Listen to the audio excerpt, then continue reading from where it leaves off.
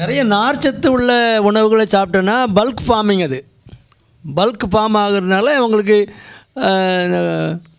நீங்கள் சாப்பிட்ற உணவுக்கு தகுந்த மாதிரி பல்க் ஃபார்ம் ஆகுறதுனால மோஷன் போகும். அப்புறம் நீங்கள் ப்ரெட்டு அந்த மாதிரி மைதா பொருட்களையே மாவு பொருளையே நிறைய சாப்பிட்டிங்கன்னா அதில் உள்ள கார்போஹைட்ரேட் எல்லாமே குளுக்கோஸாக மாறி போயிடும், எனர்ஜியாக போயிடும். அங்கே கழிவுங்கிறது நார்ச்சத்து இருந்தால் தான் கழிவு. நார்ச்சத்து குறையாக இருக்கனால அப்போ குறைவாக இருக்கும், உங்கள் கழிவு பொருள் குறைவாக இருக்கும். அதனால் ப்ரெட்டெலாம் சாப்பிட்டிங்கன்னா மலச்சிக்கல் தான் வரும். ப்ரெட்டு மைதா பொருட்கள் அதெல்லாம் சாப்பிட்டிங்கன்னா நார்ச்சத்து உள்ள நல்ல காய்கறிகளை சேர்த்துக்கிட்டிங்கன்னா தான் உங்களுக்கு கான்ஸ்டிபேஷன் வராது, மலச்சிக்கல் வராது. நிறைய பேருக்கு இந்த பிரச்சனை இருக்குது. ஏன்னா வெறும் சோத்தை சும்மா ஒரு குழம்பை விட்டு சோத்தை பிறக்கி அடிச்சிடுறாங்க. கூட்டு சேர்க்குறதில்ல, காய்கறி சேர்க்குறதில்ல, கீரை சேர்க்குறதில்ல. கீரைலாம் நார்ச்சத்து உள்ளது, அதெல்லாம் சேர்க்கும்போது உங்களுக்கு அந்த கழிவுனுடைய அளவு கூடுதலாக இருக்கும். நீங்கள் ப்ரெட்டே சாப்பிட்டு இந்த மாதிரி நான் சொன்ன மாவு பொருளே நிறைய சாப்பிட்டிங்கன்னா அது குளுக்கோஸாக மாறனால நார்ச்சத்து இல்லாதனால கழிவு குறைவாக இருக்கும், கான்ஸ்டிபேஷன் வந்துடும், மலச்சிக்கல் வந்துடும். சில கஞ்சனை சொல்லுவாங்க.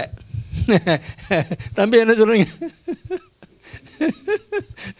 கிராமங்களில் பேண்டப்பியை சுற்றி வராங்க. என்னடா நிறைய போயிருக்கு, நம்ம சாப்பிட்டதோட நிறைய போயிடுச்சு, என்னடா அது கஞ்சத்தனத்துக்கு கிராமத்தில் சொல்கிற பழமொழி அது இல்லை. சொல்ல விட அவன் பயங்கரமான ஆளாச்சே, பேண்டப்பியை சுற்றி வர அப்படின்னு கிராமங்களில் சொல்கிறது நான் கேள்விப்பட்டிருக்கேன். இது அளவு கூடுறதுக்கு குறையிறதுக்கு காரணம் இதான். மாவு பொருளையே சாப்பிட்டிங்கன்னா கான்ஸ்டிபேஷன் இறுகி போகும். நல்ல ஃபைபர் ரிச் நார்ச்சத்து உள்ளது பழங்கள்லாம் சேர்த்திங்கன்னா அளவு கரெக்டாக இருக்கும். பல்க் ஃபார்மிங் அங்கே தான் ஒரு பல்க் ஃபார்ம் ஆனால் தான் பெருங்குடல் மூவ் ஆகும், ஆட்டோமேட்டிக்காக காலையில் எம்டி ஆகும். கண்டிப்பாக எம்டி ஆகணும், இல்லை அது கான்ஸ்டிபேட்டடாக இருக்குன்னா அதில் உள்ள கழிவுப் பொருட்கள்லாம் உடலில் அப்சார்ப் ஆகி நிறைய டாக்ஸின்ஸு கழிவுப் பொருட்கள் உடலில் சேரனால பிரச்சனை வரும். ஆனால் ஒரு தடவையோ 2 தடவையோ ஒரு நாளைக்கு பபல் மூமெண்ட் இருக்கணும். அது மாஸ் பெரிஸ்டால்சிஸுமோ, அதை கொஞ்சம் நேரம் லேசாக அப்படியே உள்ளுக்குள்ள வலிக்கிற மாதிரி இருக்கும், கொஞ்ச நேரம் கழிச்சு கூட கொஞ்சம் வலிக்கும், கொஞ்சம் நேரத்தில் ஏடா போயிடுறா சீக்கிரமாக ஒரு இடத்த கண்டுபிடிச்சி போய் உட்காந்துரு அப்படின்னு சொல்கிற மாதிரி வரும். அது மாஸ் பெரிஸ்டால்சிஸ்.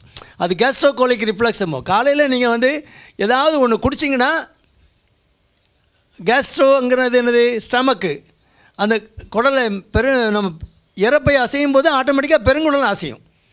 அப்போ கேஸ்ட்ரோகோலிக் சரி சாப்பிட்டோன்னே ஓடிடுவான். அது காரணம் அது கேஸ்ட்ரோகோலிக் ரிஃப்ளெக்ஸ் வந்து ஆக்டிவாக இருக்குன்னு அர்த்தம். டென்ஷனாக இருக்கவனுக்கு அந்த மாதிரி இருக்கும். ஐபிஎஸ்ன்னு ஒரு டிசீஸ் இருக்குது, இரிட்டபிள் பவுல் சிண்ட்ரோம்னுட்டு. அது உள்ளவனும் அப்படி தான். ஸ்கூலுக்கு கிளம்பி நிற்பான், சாப்பிட்டுட்டு டக்குனு ட்ரவுசர் கட்டி போட்டு ஓடிடுவான். பசங்களுக்கு அந்த மாதிரி இருக்கும்.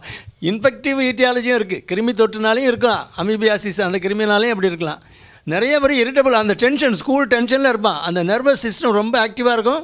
கேஸ்ட்ரோகோலிக் ரிஃப்ளெக்ஸ் வந்து ரொம்ப ப்ராமினெண்ட்டாக இருக்கும். இங்கே வயிற்றில் போட்டதுமே டபக்குனி குடல் மூவ் ஆயிரும். அதனால் இந்த மாதிரி பிரச்சனையெல்லாம் இருக்குது. நீங்கள் கேட்ட கேள்விக்கு இதுதான் பதில். நல்ல மாவு பொருள்களோட நீங்கள் வந்து எப்போ எதை சாப்பிட்டாலும் வெஜிடபிள்ஸ் நிறையா மிக்ஸ் பண்ணி சாப்பிட பழகிக்கணும். அதுதான் மெயின். எல்லாருமே இது வந்து சர்க்கரை நோயாளிகளுக்கு மட்டும் இல்லை, எல்லாருமே அப்படி சாப்பிட்டா பவல் மூமெண்ட்டுக்கு பிரச்சனை இருக்காது. இல்லைனா இன்னும் குடல் அசைகிறதுக்குமா மாத்திரை போடுவான், மாத்திரை கொடுங்க, சிறப்பு எழுதுங்க, பொடி தாங்க கரைச்சி குடிக்கிறேன். இது எதுக்கு? நிறைய பேர் ஒன்றுக்கு போகிறதுக்கே மாத்திரை போட வேண்டியிருக்கு. அது ஒரு 60 வயசுக்கு மேலே நீரில் ஒரு சின்ன சத அடப்பு வந்துடுது, டெய்லி ஒரு மாத்திரை போட்டால் தான் ஒன்றுக்கு போகணும். நம்மளே ஆண்டவன் நல்லா வச்சுருக்கானு சந்தோஷப்பட்டுங்கன்னு அது பிரச்சனை இல்லாதவங்க. ஏன்னா இதுக்கெல்லாம் காசு கொடுக்க முடியுமா?